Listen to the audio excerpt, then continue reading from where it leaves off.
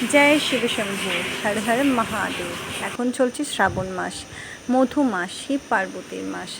তো এই সময় আমরা ধানবাদ থেকে বর্ধমানে এসেছি আমার বাপের বাড়ি, মানে বিহুর মামার বাড়ি।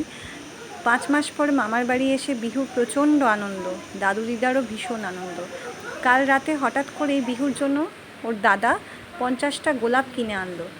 আর সেটা দেখে বিহু বলল কি যে দাদা এগুলো রেখে দাও, এগুলো বাইরে থাকলে শুকিয়ে যাবে আর নষ্টও হয়ে যাবে, তার থেকে এক কাজ করা যাক, তুমি এগুলো ঠাকুর ঘরে জলে, বালতির জলে ভিজিয়ে রাখো, আমরা কালকে সকালে মহাদেবকে মালা বানিয়ে দেব। তো যথারীতি পরের দিন সকালে দাদা আর নাতনি চান টান করে রেডি হয়ে ঠাকুরের জন্য মালা গাঁথতে বসে পড়েছে। একদিকে দাদা মালা গাঁথছে আর অন্যদিকে বিহু দাদাকে ফুলগুলো এগিয়ে এগিয়ে দিচ্ছে। দেখো কি সুন্দর মালাটা তৈরি হচ্ছে। এরপরে আজ লক্ষ্মীবার, মানে বৃহস্পতিবার, লক্ষ্মীবার, তো একটা মা লক্ষ্মীর জন্য হবে আর একটা মহাদেবের জন্য হবে। মালা রেডি, মহাদেবের গলাতে ও দাদা পরিয়েও দিচ্ছে। জয় শিব শম্ভু, হর হর মহাদেব, হর হর মহাদেব।